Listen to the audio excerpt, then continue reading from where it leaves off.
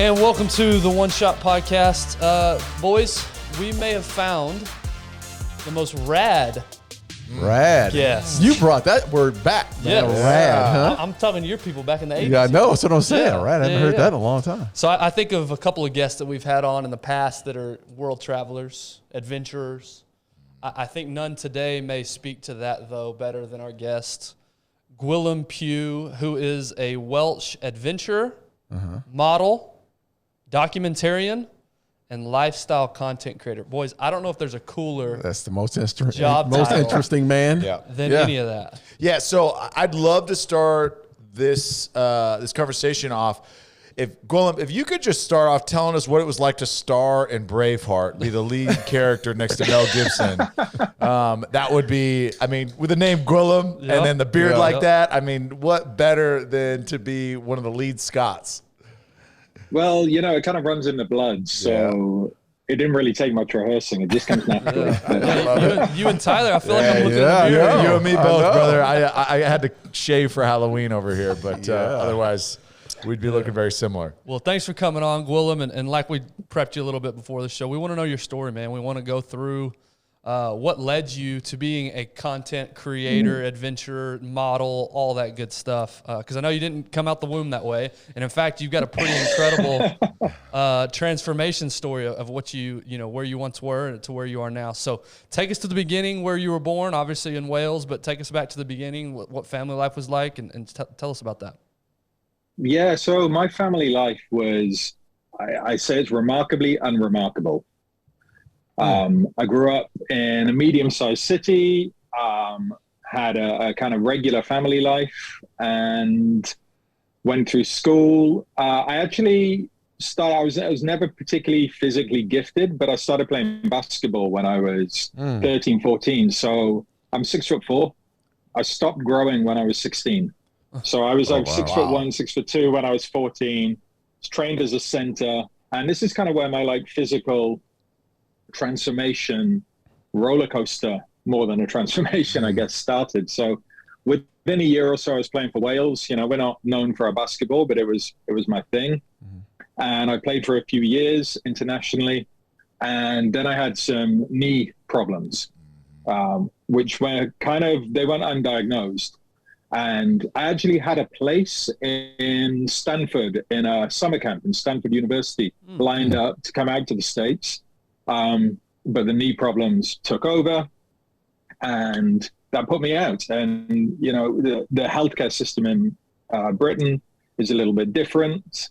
We get it for free, but we have to wait. So I had to wait 6 months for an MRI. And then another 6 to 9 months for a consultation after that. And then I went through surgery when I was either 18 or 19, my first set of surgery on my knees.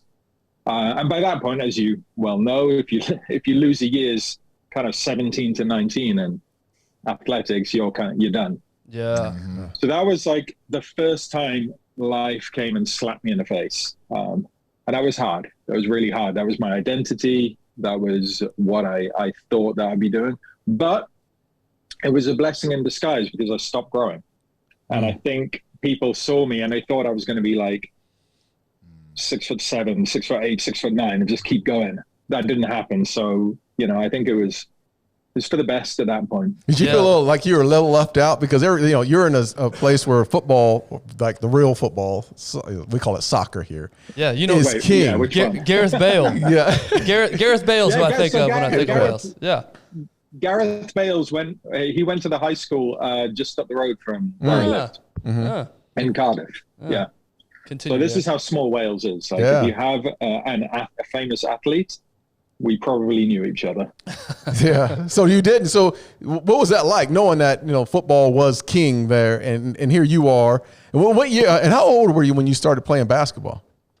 I was like 13, 14. Okay. So when you started playing, it was a very fly by night kind of basketball career. I started playing at 13, 14. I was retired by 17. Oh wow! But I played internationally within 2 years of playing. Toured.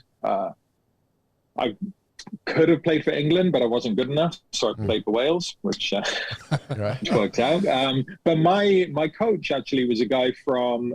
He was drafted by Sacramento, and he moved over to Wales with family, and he was coaching basketball then. Awesome. So I had a real ties to the States, and he lined up this place at the summer camp. I can't remember the details, but it was looking good. It was looking hopeful. But yeah, knees started giving way. It wasn't an injury per se. It was just a thing started to happen. And that then led me kind of through my working career. I started training more and, doing the gym bro thing of just working on the upper body because my legs were fragile at best. And then I started getting injuries in other parts of my body, in my shoulder, in my chest or whatever. And then I went through this phase of training, getting injured. And at some point I kind of, it caught up with me, and my sedentary lifestyle at that point caught up with me. And at that point I was working in an office. So straight from school, age 19, I went into my first, age 18 or 19, I went into my first sales office job. Worst job in the world. It was cold calling people, selling them gas and electricity contracts. It's cruel and unusual punishment. Yes.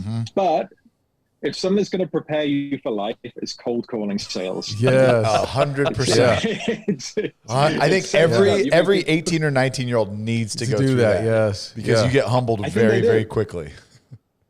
Very, very quickly. 300 calls a day. But then I started working in consumer finance, in mortgages, and this is another story. So I was doing well. I've always been mathematically quite gifted. Numbers come easier to me than words. So I did very well at that. And within 6 months, I'd set up my own mortgage company. Now, this was 18 months before the credit crisis hit. So I'd set up my company.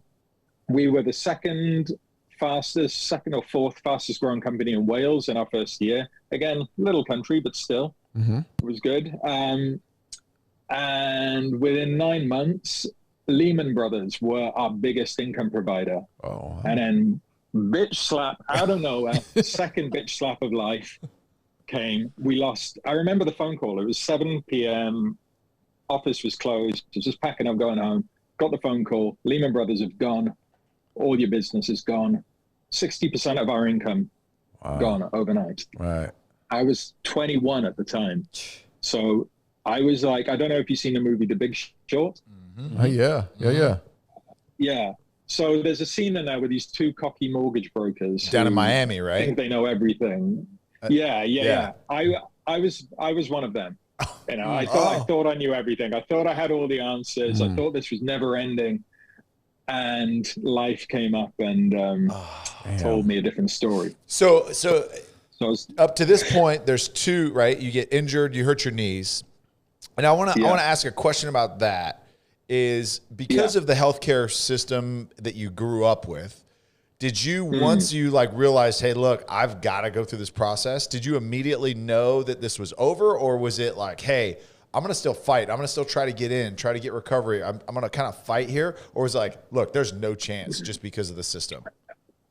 It was pretty much there's no chance. Yeah. And because it wasn't an impact injury, it was a really, which I'll get onto later, but the diagnostic process was challenging. And fast forwarding, I've had surgery 3 times on my knees now. Yeah. And probably turns out I would have been better off not having surgery. Oh, wow. And if I'd had the correct attention back then, I probably could have been healed and better within 2 to 3 months. Oh, man, that's something.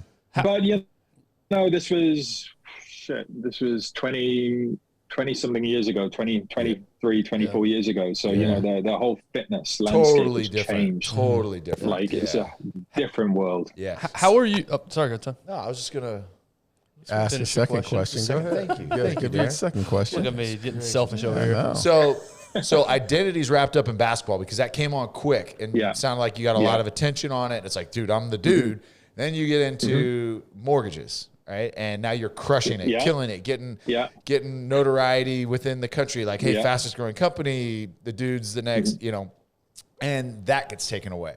So how do you handle that at that point? I mean, when it's like, hey, Lehman Brothers no longer exists.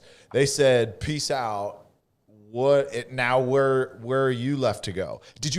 And let me ask, was your passion in mortgages? I know you say you like numbers, or was it you just liked being able to make some money at a fairly young age? Yeah, it was mostly that. I like being good at something.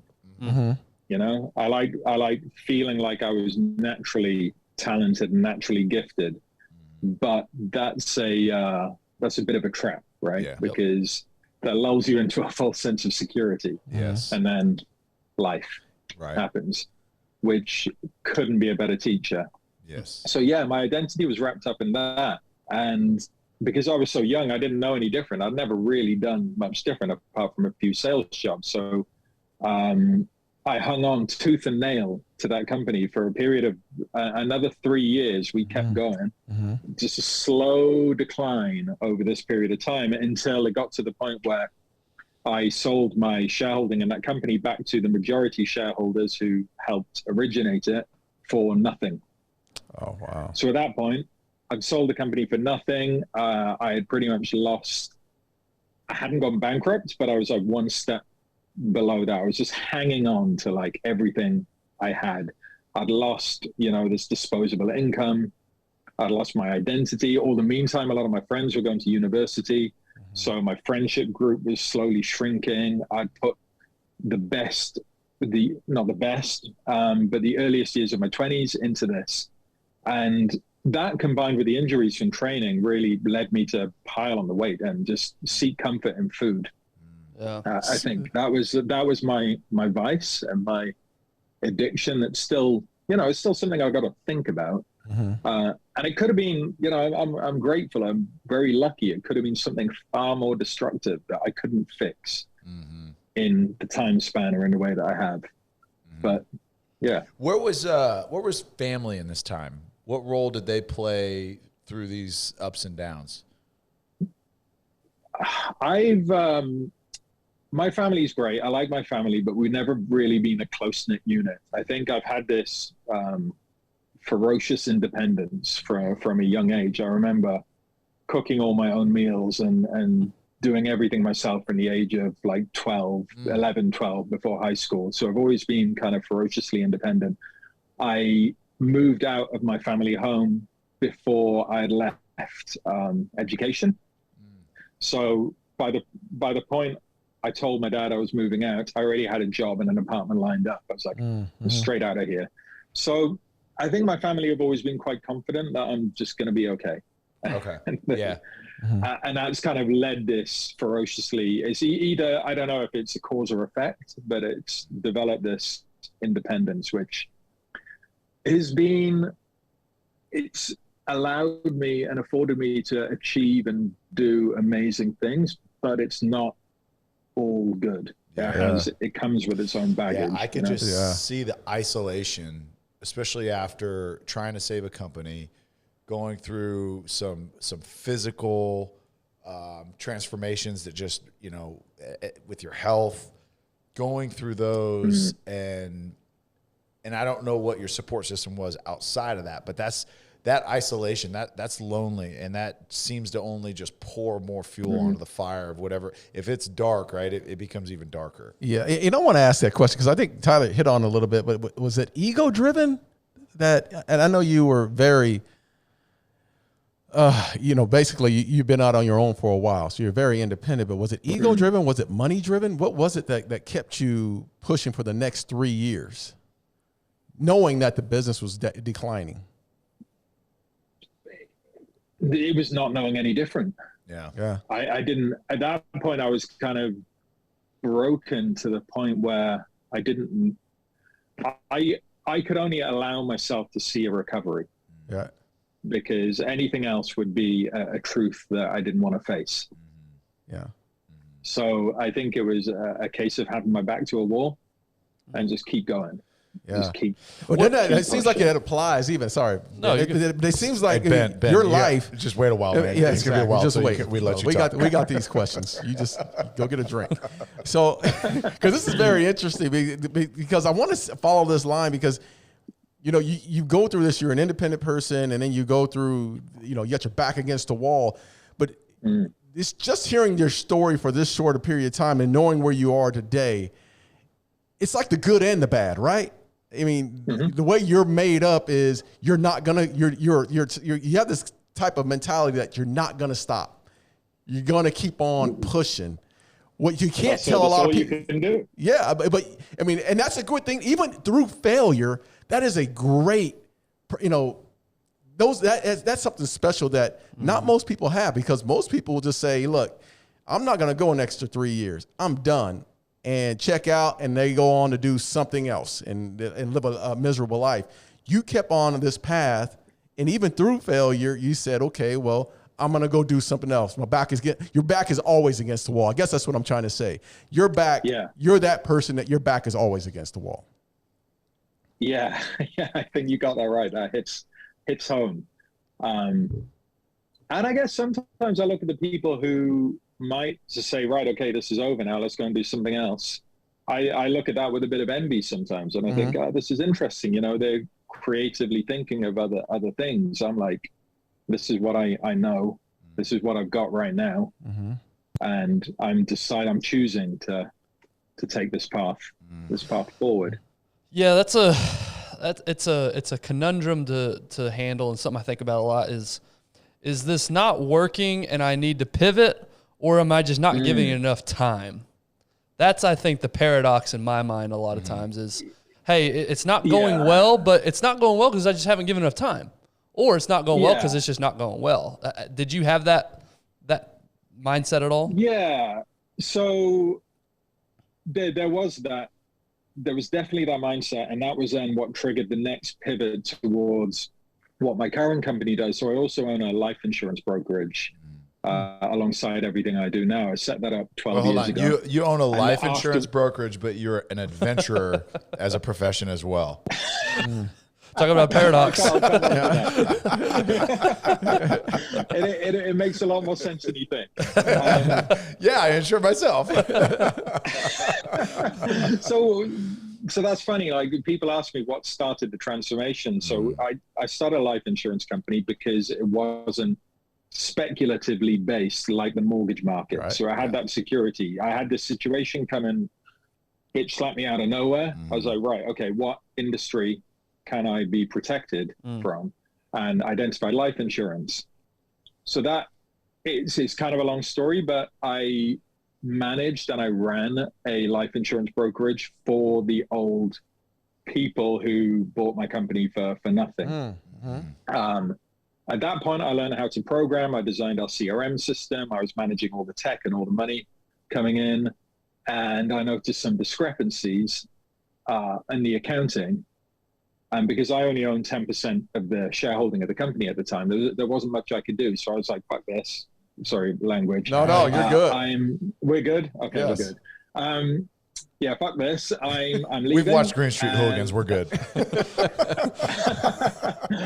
I'm going to go do this on my own. I'm just going to leave, flat out leave and do this on my own. So I left and I set up my current company in my spare bedroom with my business partner who had been kind of moving alongside me in my spare bedroom with 2 old computers, 2 phones, and a list of telephone numbers. So I was back to basics. I was back to that cruel and unusual punishment, calling 200 people every day, saying, hi, would you like to review your life insurance? Hi, have you looked at your life insurance? Hi, do you know you're going to die soon? You know, repeat. I would love to hear what you figured out worked. Yeah. Like, I know everybody's different, but like, what's the go-to? Like, all right, hey, me and my buddy, we got $100 on this call that I make this. What's my go-to on selling life insurance when it's totally cold?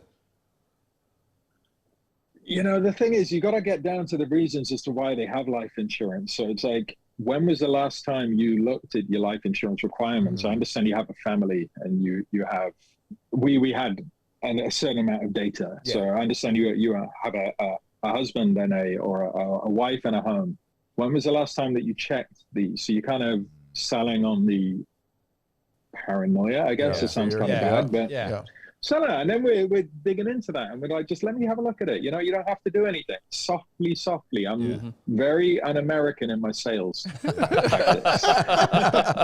I guess I am too. I'm just gonna paint this scenario for you and allow you to step into it should you wish. Yeah. See, mine would be, hey, have you looked at your life insurance policy lately? Oh, you have it? Do you hate your family?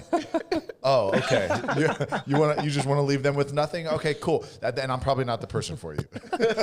So I want to take a quick break and thank our partners, Sleep Number, and highlight a couple things they're doing. Guys, these Sleep Number beds are unreal. The technology that they've created, the feedback that it gives you on your sleep. I've got the app opened up right here. They tell you things like your heart rate variability, your breathing rate, all these type metrics and feedback to give you so that you can improve your quality of sleep. They're all over the place. You can go and check yourself out, a Sleep Number store, wherever you live. Go to sleepnumber.com as well. They've got great resources on there. We just talked about this not too long ago. They have a whole blog section, all these articles, things that you can improve your health. Sleep Number is definitely changing the game when it comes to betting. So get yourself to Sleep Number, get yourself to sleepnumber.com and check them out. Now back to the episode. So Darren talked a little bit about ego earlier. Ego is, again, another paradox. It can be good for you, it can be bad. You had built a business before, and then unfortunately it didn't work out. What was that like having to start over from square one, have to build another business, have to go back to cold calling? I got to think that was mentally just like a defeating moment. It was, and that leads me on to the next part. That was hard. And then what happened, the shareholders of the company I left then proceeded to file a lawsuit for theft of intellectual data. So I was 3 months into running this new company, cold calling, spending all my hours on the phone. And then I get these lawyer letters, solicitor letters, cease and desist, trading. Give us all of your data. Give us everything. And at that point, so we have to have a license to trade. It's called the Financial Conduct Authority. We have to have permission. And we were in the process of applying for our license to trade. We get these legal, I don't know what you call them, subpoena or something, a production request. I have never had a feeling like it, but it was like punch to the solar plexus, like shit. I've got to deal with this. And that was one of the first situations I realized how effective I can be in a stressful situation. Because that was a ride. I can't go into the details of everything to do with it. But long story short, we strung it out and we fought it tooth and nail to the point where the Financial Conduct Authority, we presented all of our legal paperwork to them. This used all of my money. I was living off credit cards. We had to borrow money from a business partner's father-in-law. You know, I had literally no income because they cut that off. All of our business partners to that point cut us off because they contacted them as well. Zero income, commercial lawyer fees adding up. And just this feeling of like emergency every day for 3 months until the FCA, in receipt of all of our paperwork about the lawsuit, they finally granted our license to trade. And at that point, I was just like, fuck off. Done. I'm not replying to anything more. I am done. Right. And because we probably could have done that to start with, but because we have to have this license to trade, which... Yeah, so that was another. So did they just go away after that? Like they just went away, and they ended up going out of business due to the reasons as to why I left. Surprise! Yeah. That was Okay, a little icing on the cake, I'm sure. It off. Yeah, basically, they there was nothing they really could do other than threaten us and withhold our ability to trade. But the moment we had that authority, then we were in the clear, as such legally, because we hadn't done anything wrong, but we just didn't have the resources to keep fighting this indefinitely. How old are So you? a bit of a David and Goliath. Then I was about 26, Jeez. and that was when I was at my unhealthiest mentally and physically at that point, because trying to survive mentally. Yeah, that's what I want to talk about, because up to this point, life had been cursed for you. Not a lot had gone maybe your way up to this point at 26. It had gone well, right? And then it'd go down, and then well, and then bad, and then well. Yeah. So it's understandable that potentially your health would take a hit. So where were you at 26 health wise? You mentioned you'd started taking comfort and food at this point.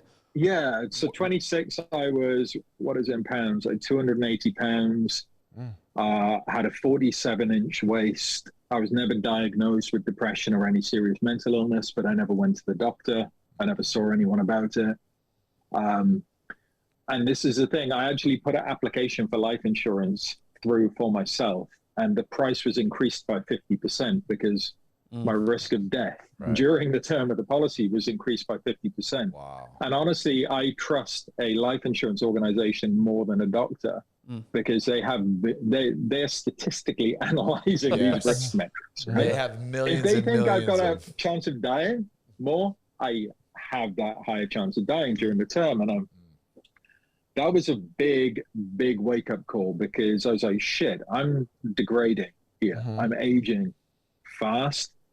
And if something's got to give, and if it doesn't, I'm going to be 70 years old, fat, overweight, not able to move, cold calling, selling life insurance out of my spare bedroom in a pair of dirty pants and a wife beater.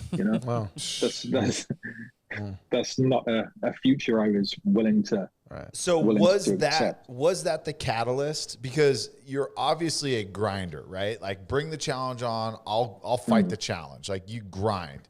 There's no doubt. But then there's a difference between grinding and then flourishing, right? There's like finding who you are, being happy with yourself, being healthy, being active, all of those things that, you now would describe as being healthy.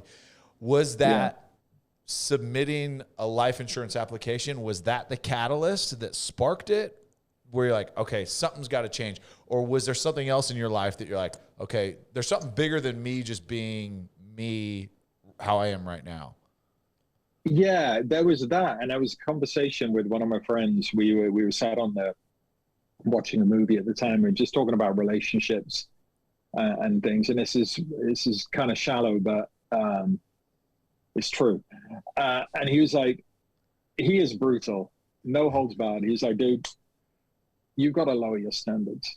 Otherwise, you're going to be single forever. I didn't have a relationship through this period, apart from I dated a couple people for short periods of time, but I hadn't had a relationship. And he's like, dude, you gotta stop going after the girls you're going after, because this isn't happening. And then I thought, sounds like Darren to me. Okay, so that's the best, man. That is the best. That's the best friend you could ever have. I know. And I was thinking, I was like, no, I'm not going to do that. Yeah.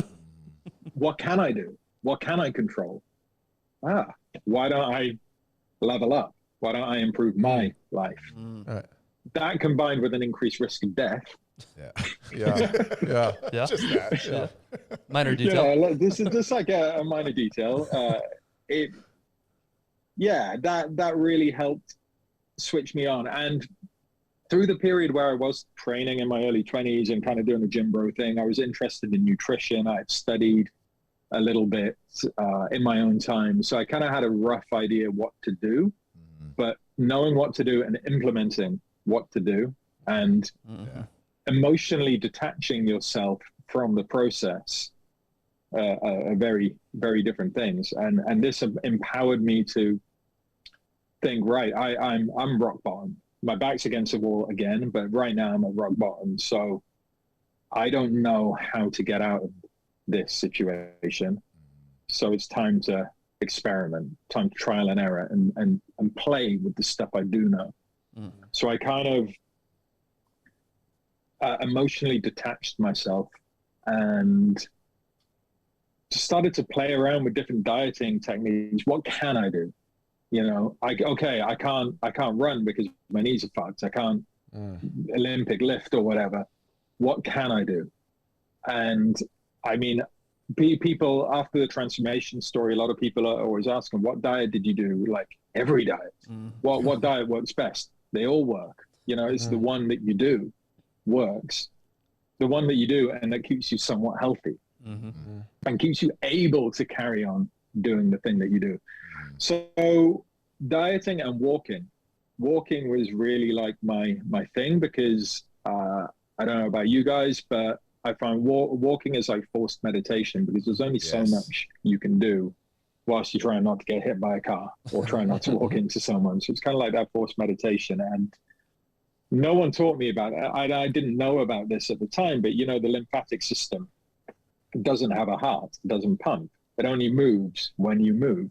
So even though I'm not training hard, even though I'm not like breaking crazy sweats, I'm walking more various points throughout the day, and my body is starting to move and starting to get active. I'm starting to metabolize things, and it's starting to work.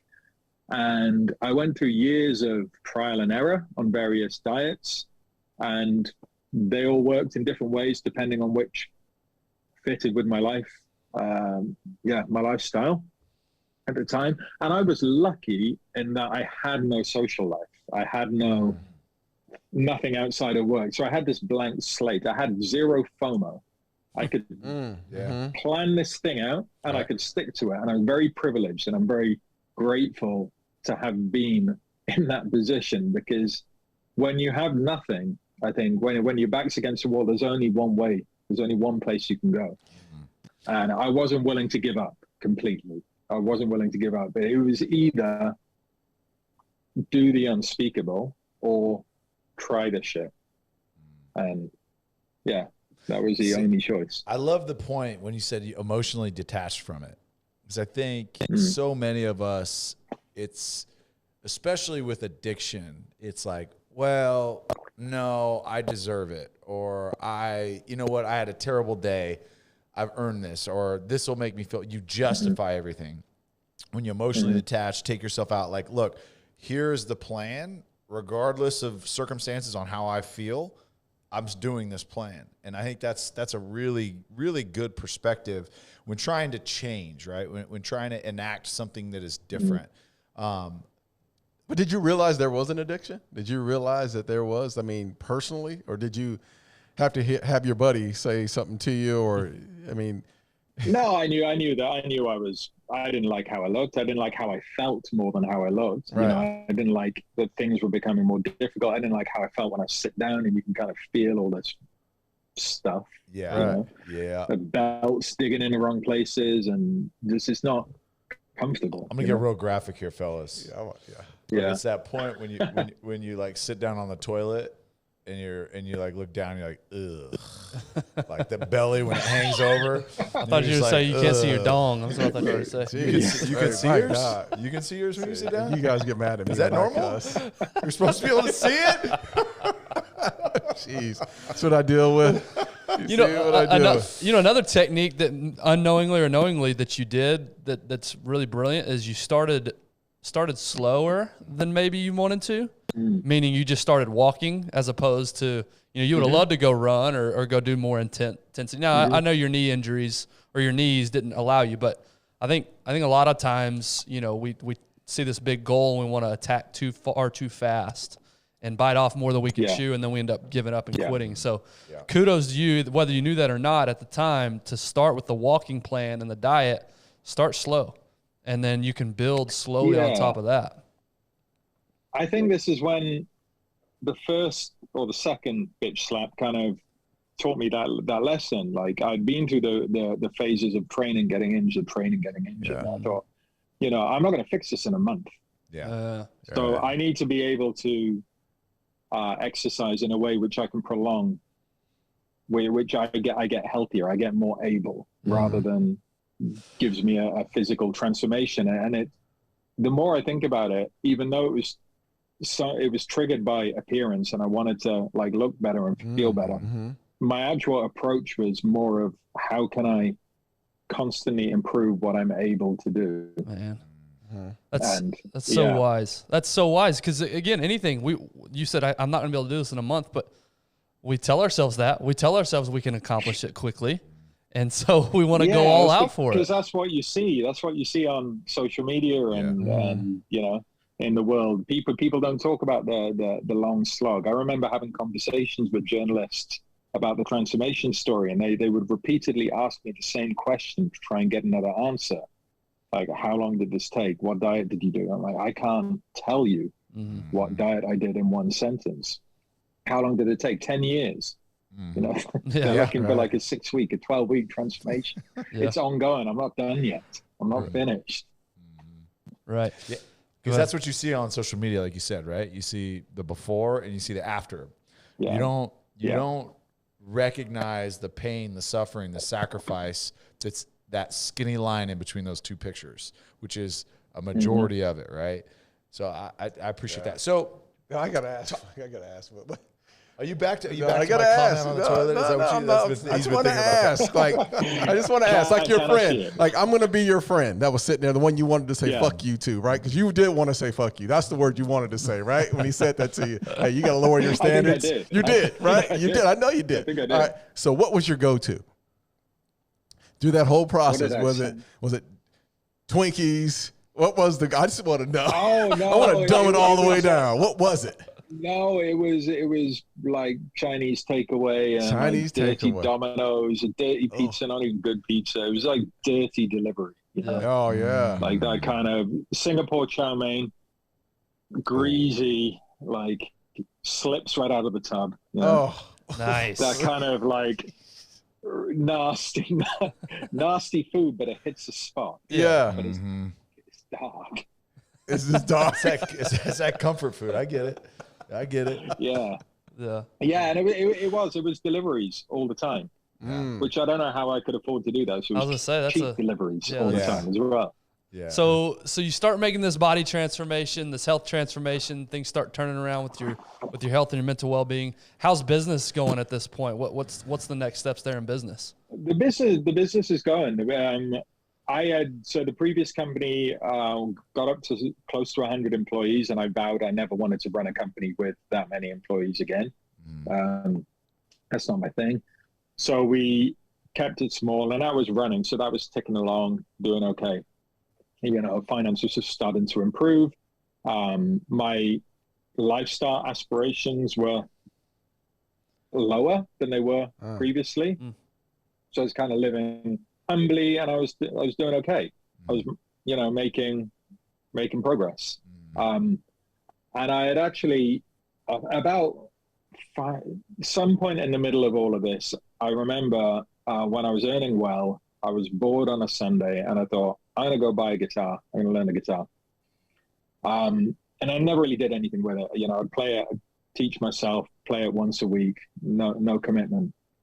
And then after I'd been dieting for a couple of years and lost a bit of weight, one of my old employees at one of the previous companies, we'd stay friends. He worked for me, but he was also a musician, a singer. And we kind of bonded over that. And we met up years later, and he's like, I really want to set up I want to start a folk band. I was like, well, I kind of play a little bit. This makes me feel uncomfortable thinking about putting myself out there, but you know, let's just meet up and play some music and see what happens. So he was already kind of on the circuit singing in a couple other bands in Cardiff. He was doing really well, amazing voice, great guy, and we just gelled. We got on really well, and I remember going to our first open mic night, and I've never felt nerves like that, because I've done all this stuff, and I've had this success and these failures kind of in private. I've never really announced myself or put myself out there.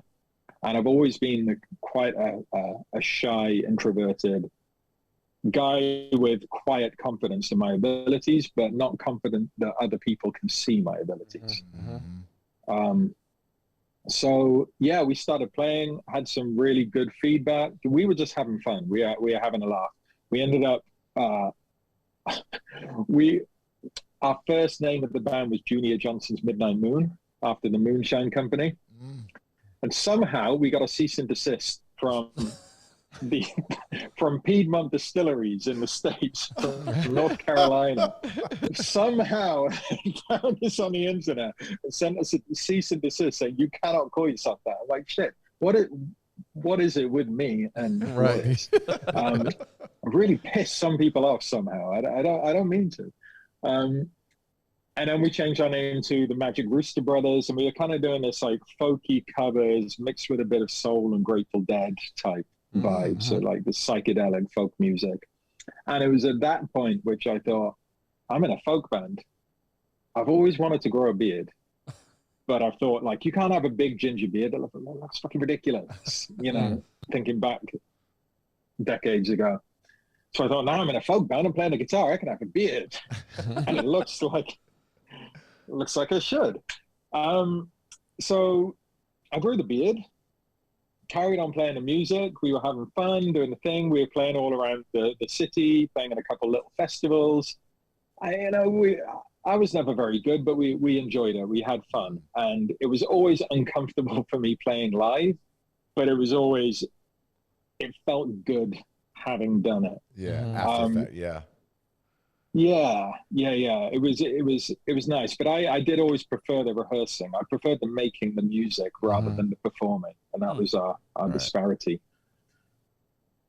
So I started growing this beard, and then Instagram popped out of nowhere, and this was like 2012. I don't know, 2012, 2013, something like that. And this is more honest than I've been previously, I think. I was lying in bed looking on Instagram and seeing these people with like a big following. I was like, why the fuck have they got a big following? Who are they? What do they do? They're not even doing anything. They have this massive following. And then I had this like little light bulb moment, like ding, maybe I could have a big following for no reason and then use it to promote the music. So it's like, shit, okay. And then I could use it to build this platform and develop the band and you know, pursue this, not financially, but pursue this life that was giving me fulfillment and making me happy and giving me, forming these connections with people. You know, playing live music, we did a lot of improv stuff. You really connect with the people you're on stage with, the audience. You really you learn this kind of energetic transfer of energy. Yeah. So yeah, I started posting a couple of really, really cringy photos, and it so happened that having a beard became this thing that was really cool in like 2014, 2015. But the good thing about having a beard is you can't just grow one overnight, right? No. And I already had one. So it was like this ready-made person that fit this image. And because I was doing a hashtagging thing, a couple of photographers reached out and they're like, I'd love to take your photo for my portfolio or whatever.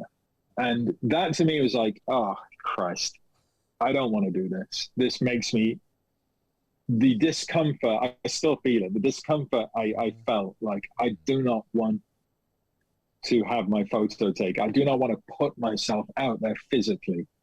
From everything I've been through, athletically, overweight, being introverted, being like the shy guy, you know, not having any relationship success. I didn't want to do it. And then I thought, as a really poignant thought, it's like, the only reason for me not to do this is because of this discomfort I feel, because I don't have the guts to do it.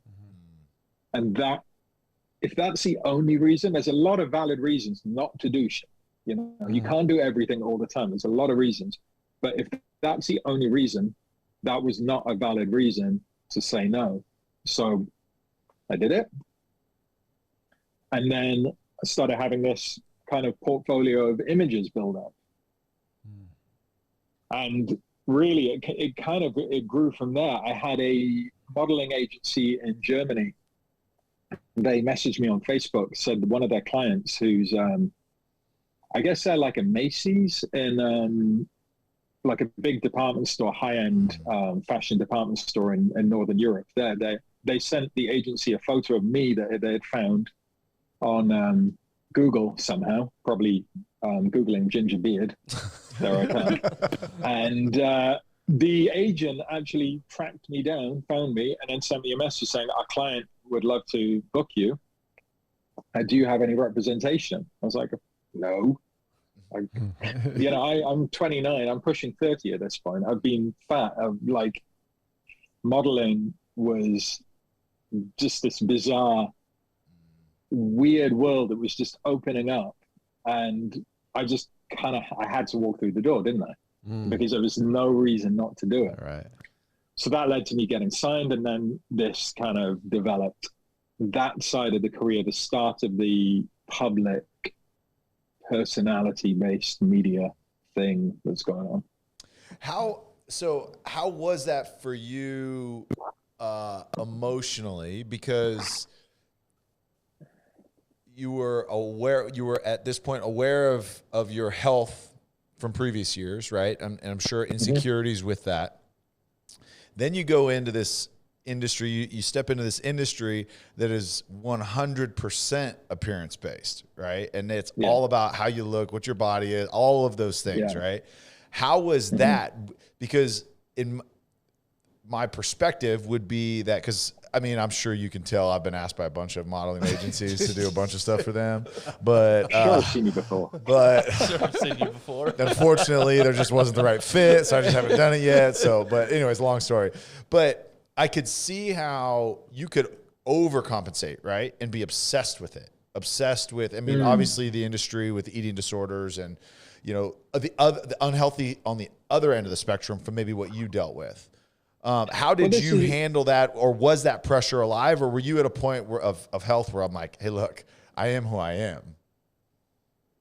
I think when I first got approached and when I was having these photos taken, I still wasn't in like quintessential good shape. I wasn't an underwear model. I'd been, I'd still had a 36-inch waist and I hadn't trained upper body in like a long time. So I didn't have a great physique as such. And I think that actually the fact that they had signed me and they had approached me, again, it's that emotional detachment. It's kind of, there's this thing with the ego that makes you think you know better than somebody who actually is an expert. So what I would do, I'd look, and these are photographers. This is a brand who wants to book me. What do I care what I think about myself? I don't know anything about this world. I've never been in this world. These are experts, and they're choosing to book me. So I'm completely deferring my insecurities onto their expertise. And that, I was like, objectify me, book me, And I think deferring that fear or those insecurities to an expert, understanding it would be egotistical of me to think I wasn't good enough when they were saying I was, when they're the experts. Right. That's a great I'm not sure I've heard it explained that way before. Yeah, that's a great perspective. That's very wise. Who am I to think I know better than someone who's been doing this for 20 years, who pays a lot of money for models? Who am I to say I'm not good enough? Yeah. Right. All right, I want to take a quick minute to talk about our partner, Choctaw Casino and Resort. We are really, really humbled and grateful to be a partner for them. If you've listened to the show for any amount of time, you've heard how great the resort is there, how great the casino is, the new expansion. They've doubled in size, 3,000 new slots. They've got unbelievable sports bar. They've got unbelievable restaurants, unbelievable movie theaters, arcades for kids. It is endless, the things that they've not only improved but added. But it's just the experience that they provide is second to none. Choctaw Nation has done an incredible job with the community, with philanthropy, with support. They have just done incredible things. So we are extremely humbled and grateful to partner with Choctaw Casino and Resort. Make sure, I know you know it, but it's just a short drive up 75. Go check them out. And now back to the episode. Wow.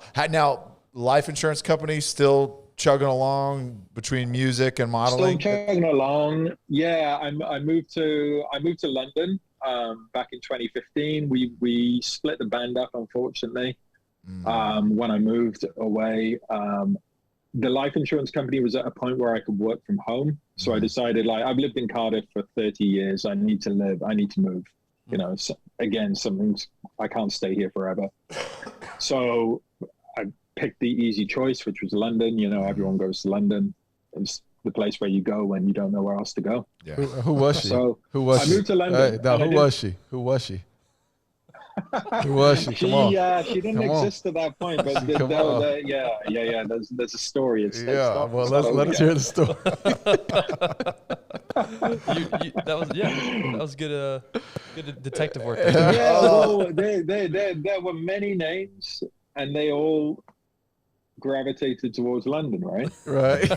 So this is like, I need to go somewhere where I can thrive. And not from a career point of view. So I need to live a little bit. You deferred that for 10 good years.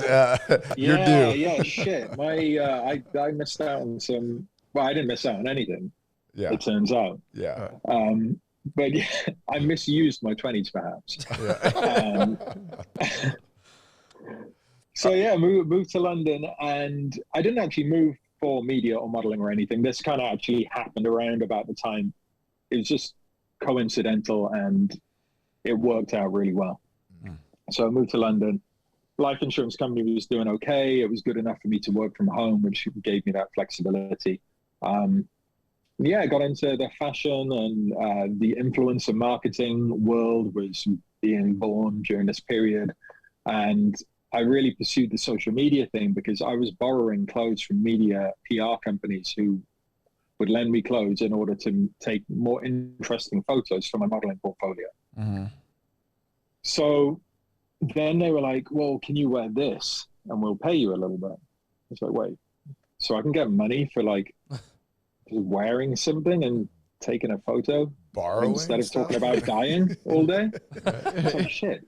Yes. Yeah, I can do that. And I was like, okay, there's something here. I'm going to push this. And then, yeah, I kind of worked on my relationships in that industry, made a lot of friends, I think I was so grateful to be wearing clothes for a living and not talking about dying. I was probably the nicest person I'd ever worked with because I was just so grateful to be in that position. And it was such a strange world for me. I was like, this is fucking awesome. I just get to stand around and modeling. It's like, tell me what to do. I don't have to think about this. Direct me, you know, I'll do whatever you want me to do. Yeah. Not like that. Yeah. But yeah, it grew from there. And at that point, it was mostly fashion stuff. It was mostly modeling things. And that was through to just a few years pre-COVID. And as I think I get restless and it started grating on me, as that became normal, I had I felt the undertone of the imagery was like the subtitles of a picture is, hey guys, look at me. Don't I look good? Don't you want to look like me? Buy this thing. And that was the image that I felt like I was portraying, and that I felt like other people who were doing the same thing as me were portraying. And that started to make me feel a little bit uncomfortable because I don't want to be a role model based on a snapshot image of an act I'm putting on.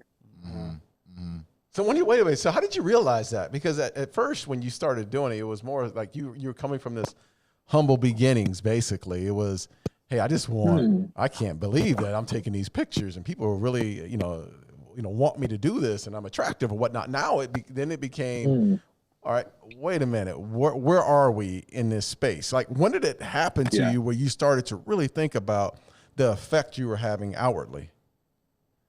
It was more, I started getting, I guess, these insecurities, which I'm actually grateful that I have because I think they're more kind of realities. It started grating at me. Like, I can't just keep taking photos of myself in the same place doing the same thing. So to make things a little bit more interesting, I would find a cool location. I would integrate these products or these clothes in a more editorial fashion or circumstantial. So rather than just wearing the thing, it would be doing the thing whilst I'm wearing it. Right. You know, it would be kind of demonstrating a purpose that spans beyond a perceived image. You know, it's like, okay, how can you use this thing? And that kind of made me feel a bit better. It's like, okay, this is a doable. This is a route. You're not purely selling an appearance. You're selling what it can do. Yeah. Well, I was just saying that's interesting. I think there's another gold nugget there from your story, man. It's you don't like something about what you're doing. So maybe I can't change the setting or what I'm doing, but I can change my approach to it. So instead of you saying, I'm just going to quit the industry, walk away altogether, because I'm thinking about a listener here who's maybe in a job that they don't love. What you did, instead of just walking away, you said, no, what can I change about what I'm doing to make it more tolerable, to make it more enjoyable, to make it more fulfilling? And that's another just gold nugget from your story, another wise moment for you to say, no, I'm not going to walk away. I'm just going to make, if I can't change the scenario, I'm going to change my approach to the scenario. Yeah. And to me, it sounds like the production led you, like initially the production led you, like they were telling you what to wear, you know, where they wanted you to stand, where the photo ops were going to be. And then you took control of your own destiny, deciding, hey, this is I want to be the influencer and do it my way. And I think that's huge, because you took it under your own wings to expand. Well, it's more authentic, right? Yeah, exactly. Like it's like, hey, I'm out doing something, and I'm out doing something maybe that you're finding that you enjoy. Maybe first it started as, hey, cool setting, but I actually enjoy doing this hike, or I enjoy going to this event, or I enjoy doing that. Like, I'm actually enjoying this. Now I'm just bringing you along the journey, right? And just so happens I'm wearing some cool gear while I'm doing it. As opposed to the selfie approach, right? And it's like, hey, look at me. Like, there's not really any value added, right? I know for me, I'm not a big social media guy, but the social media that I follow is of action and activity. Like, what are you doing? Like, I want to follow the journey. I want to go to some place that I may not readily have available to me. So I'm going to join you in your journey. And sounds like that's kind of the approach that you took. Yeah, and it's a process as well. Like the whole, even now, everything I do is an explorative kind of process. I'm never, you know, we talked about the before and after photos. I'm never gonna be the finished, you know, the finished product. Life for me is about kind of exploring what we have, where we're at, and looking for opportunities without dropping the ball on what I'm still doing. And, you know, something might feel fine or might feel good for a period of time. That might change over time. And that's absolutely okay. That's good. That shows growth. I say, if you don't look back at old photos of yourself and cringe, like, what was I doing? You haven't grown. You know, you need to look back at what you're doing and be kind of embarrassed, but not embarrassed. So that's why I've never actually deleted any of my old photos on Instagram. I keep it there because I like that it's not just this perfect like thing that's always. I've not always done what I'm doing right now. There's a process to that, and there's a constant refinement. And I know I'll probably look back at what I'm doing now and think, oh, wow, that paved the way to get me wherever I am in the future. And I think it's important to kind of nod your head and acknowledge where you were and everything that you've been through. All of the bad points, they contribute to where you are right now, and they feel like there's no way out. It feels like you're at rock bottom.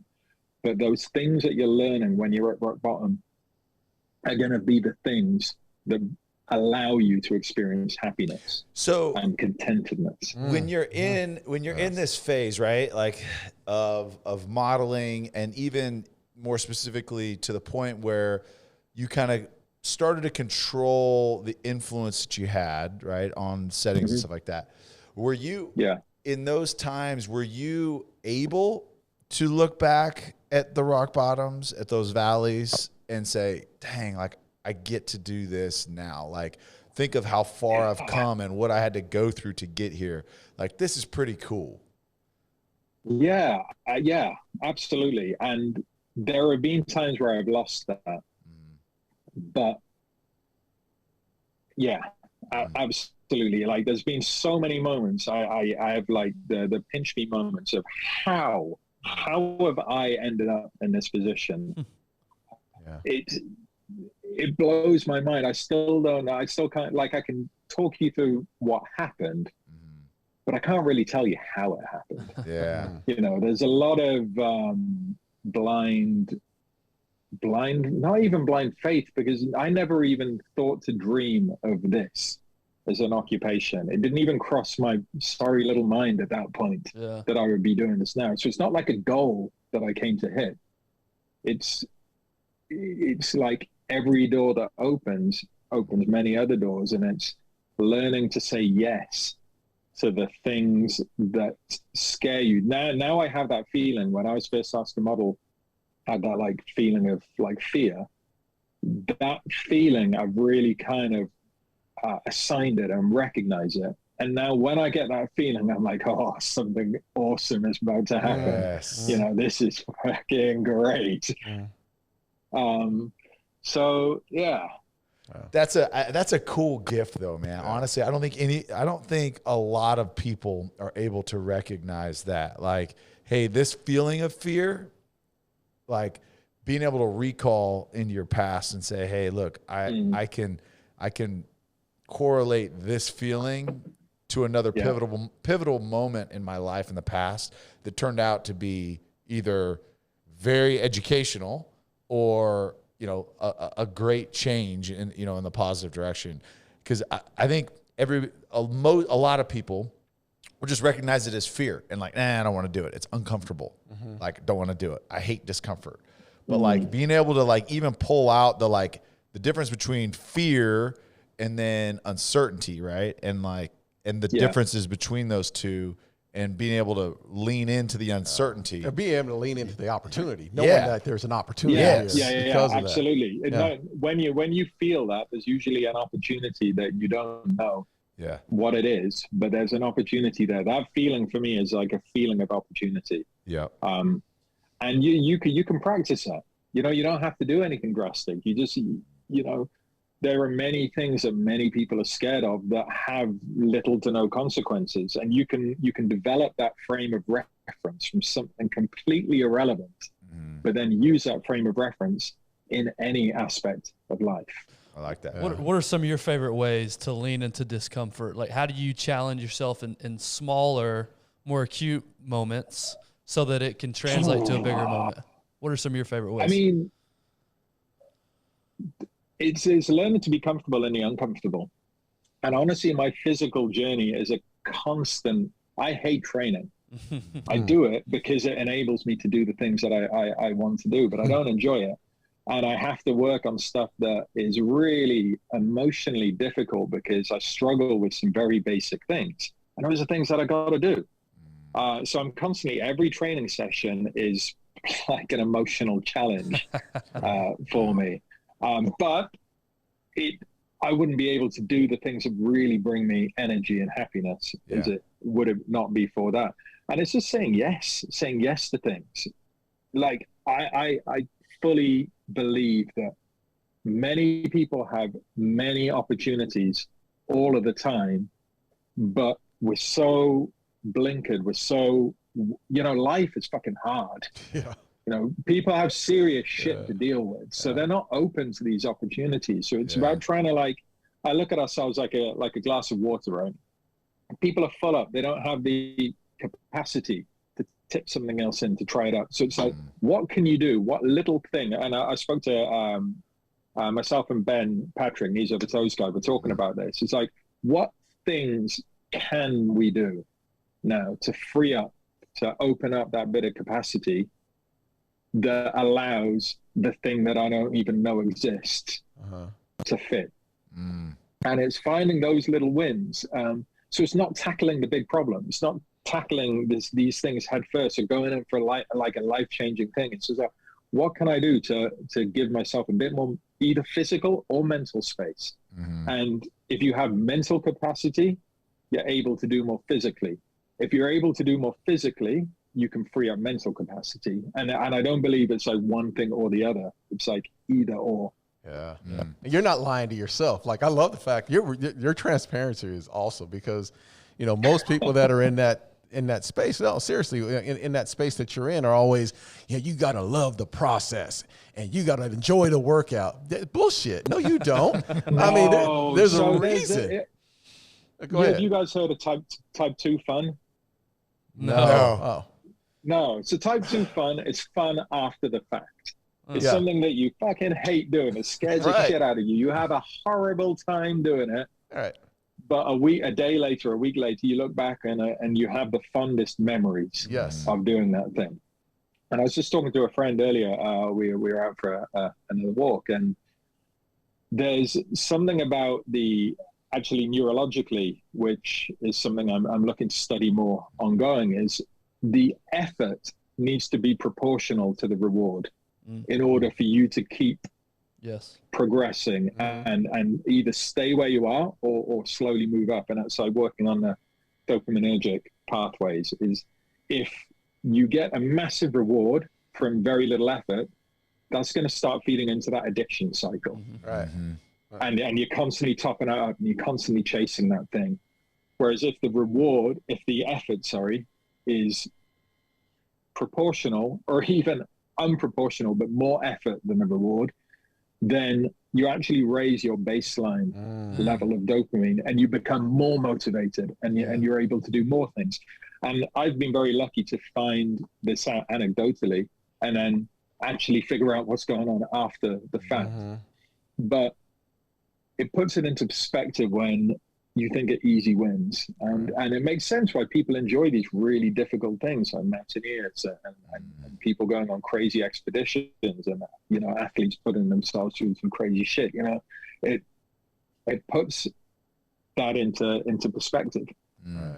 Oh, that's awesome. I love that. That's like me mowing the lawn. It takes me like 6 hours to get through my yard. And it's cool. It's cool there for about a day until it starts to grow again, and I got to do it all again the next week. I love it. I love it. Was that a flex? Was that a flex about how rich you are and how much land you have? 6 hours cut my yard. Because I cut my lawn with scissors. I cut it by hand with scissors, so that's why it takes me 6 hours. I'm a work harder, not smarter kind of guy, guys. Yeah, the discomfort conversation is interesting. Well, first of all, I would much rather do the world's hardest workout than have to do 200 cold calls.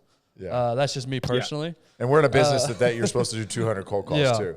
Yeah, but the comfort thing is interesting because we're wired to avoid discomfort, obviously, even though we know what we're about to do is good for us. But for whatever reason, the facts are blotted out by the emotion of the discomfort. And so I know that training and working out is going to be good for me, but I don't want to do it because it sucks. And so I'll find any excuse to not do it. Same thing in business, right? The cold calling is going to be good for me long term, but it's not good for me today. Right. So I don't want to do it today. Yeah. And it's uncomfortable today. Yeah. So your point, it's finding that immediate reward or immediate punishment, if you will, for an action that you're trying to take. That the book Atomic Habits talks about this, and I'm sure you've read that book. Right.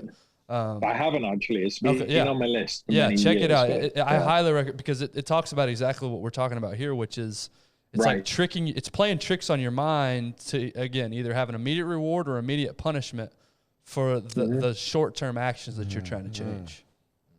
You raise the bar of things you find enjoyable as well. Like if you raise that bar of discomfort, there are many things you previously would have found uncomfortable, but you can now take enjoyment in. That tolerance effect. So the more you do uncomfortable things, you open your whole world up to these other things that you see. Like I see other people enjoy swimming. It makes me, I'm terrible swimmer, but I see people enjoy it. I'm like, right, okay. So I've got to go through this period of being shit at it and being uncomfortable and hating it in order to open the capacity to be able to enjoy it, because people do. It's cool. Yeah. Surfing is one of those things. I don't know if you've ever if you've surfed much, but it's one of those deals. I have tried, yeah. And it's badly. miserable. It beats the crap out of you until you can figure it out, right? And it's until you learn. But I love that analogy, right? If you raise the bar, then there's just more enjoyment accessible getting beat up by waves or being exhausted or getting drowned or whatever. But then if you raise that bar of like pain threshold and you take it up there, man, you do get to enjoy a whole lot more. And it opens up your just world to, just more joy. I love that. I mean, Cam Hanes is one of those guys. Sounds like Cameron Hanes, a hunter based in the Pacific Northwest, Joe Rogan guy, big, huge hunter. Yeah. And he like works so hard all the time. And like his joy is packing out like a 300-pound elk head for like 6 miles up in the mountains in Oregon. Like find so much joy in that. And like think about like how much of that journey he can, whereas some people are like, ugh, I gotta walk up these stairs. He's like, no, I'm gonna carry 400 pounds on my back. And after I shoot this animal from 10 feet with my bow. Right. Oof. Yeah. Anyways. For 10 feet, that's point blank. Yeah, it's more pain. Right up on it. Yeah. More pain, more pleasure is Darren's motto in the bedroom, I think. More pain. He's got that secret door. What's your safe word, Darren? What's your safe word? I'm not telling you. I'm not going to tell you because I'm never going to use it.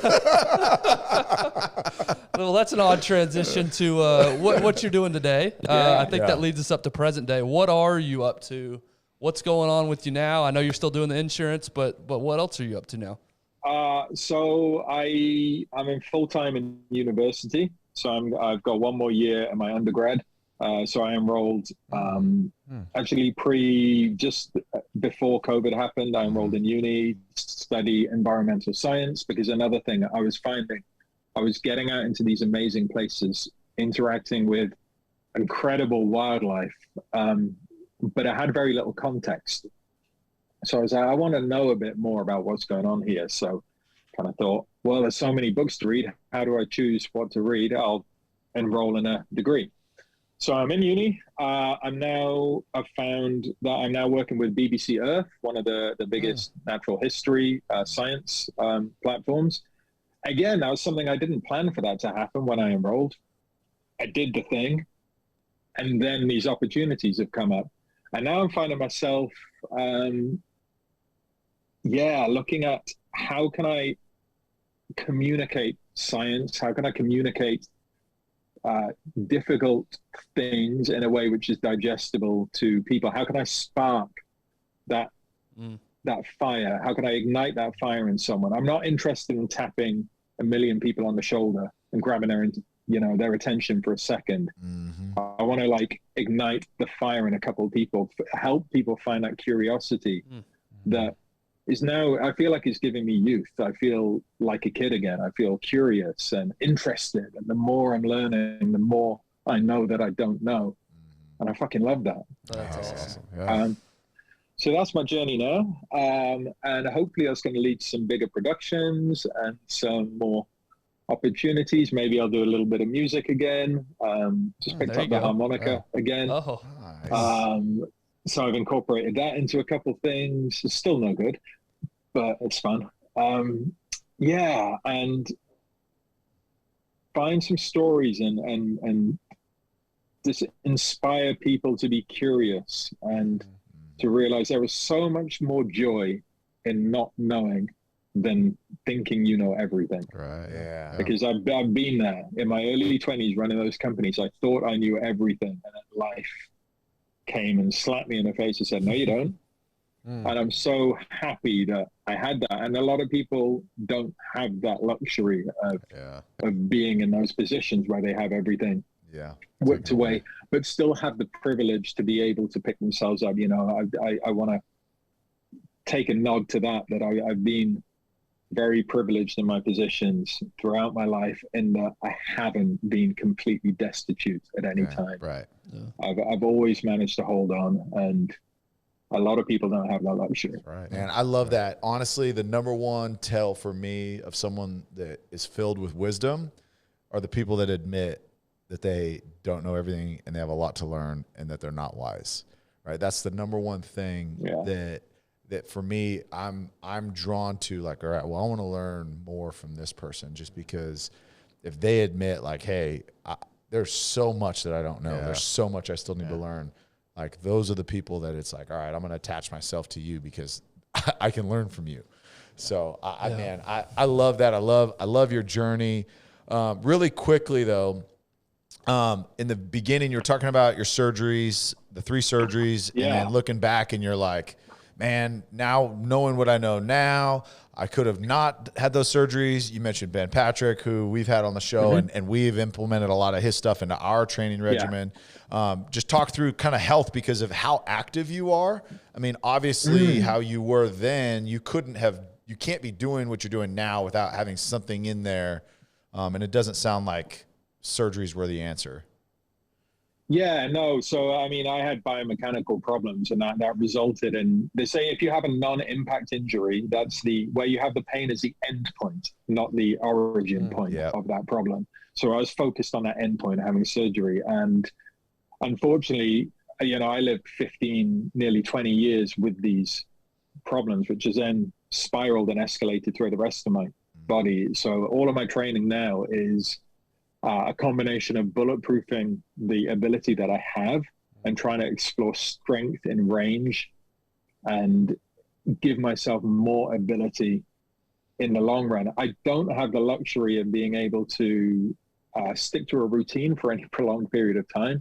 And I never know what I'm going to be asked or have the opportunity to do.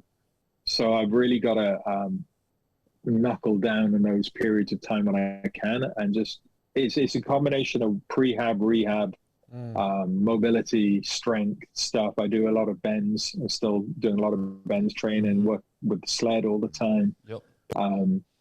Working into ranges, because a lot of my physical problems, I'm still unsure if I have actual physical problems or if it's like the body's, like the pain, the psychology of pain is a weird, crazy thing where I might feel like my body's hurting, but that might be like an echo, like a memory, a nervous system memory of pain. So I'm constantly exploring these movements and these positions and finding out this trial and error, because some of them are real and some of them aren't. So it's trial and error. But Ben's been great, and his philosophy of regressing to the point of something which you can do is just echoed through my whole process. Is right. Okay, I can't do this. What can I do? And I think you can take that lesson, without getting too philosophical, you can take that lesson into any aspect of life. You don't need to know the end, the steps 8, 9, and 10. What can you do now? Because you never know what those things will enable you to do afterwards. And I love it. Man, unless y'all had, I got one more final question. Unless y'all had anything else y'all wanted to. Let's go. I mean, first of all, your story, man, it's inspiring. There's a couple, like I said, golden nugget takeaways. I'm definitely gonna go back and listen. Just for more encouragement of just your life lessons, man, and the wisdom that you've had. That's awesome. So you're how old now again? Thank you. At this point, how old are you? 38. 38. Okay. So you're still a young buck. You're not old like the guy in the middle here, but you're a little older than me. So you look back on your 38 years, and would you or do you think that you've squeezed out and maximized everything that you can up to this point in your life? And if you have, if the answer to that is yes, how would you encourage others to do so and do the same? I've squeezed out what I had the capacity to do. There are aspects that I want to explore, that I want to improve in myself. As for inspiring people who want to make a change, it's look for the small wins and kind of be kind to yourself and be patient, but don't give up. Like giving up is not an option. If you fall off the wagon, get back on it. And find it's that positive affirmation. Find the thing that you can do and acknowledge that you've done it. And then move on to the next thing. Small wins, that's huge. That is the recipe for consistency, right? You don't have these big landish, goals that are so far away that you hit a small detour. Now it looks even further away. Now I'm done. Yeah. It's find the wins, like you said, even if it's regressing, and then give yourself credit for doing what the regression was. I think that's gold right there. If anybody takes anything, there's a ton, like Ben said, there's a ton that, man, we're grateful that you shared, but honestly, like, celebrate the wins because that is what is going to fuel that consistency. Yeah. Absolutely. But man, we appreciate it. Mm-hmm. Thanks for staying up late. Thank you for having me. I really, really appreciate the chat and being able to be open and honest about the process. No, I really appreciate it, man. Yeah, next time you're in the States, you're in Dallas, man, we'd love to meet up and we'll make that happen for sure. Or I mean, if you just need like an extra on one of your excursions or something like that, dude. Darren's a big outdoorsman. Let's make it happen. Let's do a live podcast. Oh, yeah. Side of some mountain. I love it. What are you scared of? Let's do it. Yeah, shit. There's a lot. I'm not scared of anything. I'm good. You don't have time for my list. Darren loves heights. He loves snakes. Gwilym, we appreciate it, man. Thank you so much. Thanks for having me, guys. Take care. Appreciate you. See you.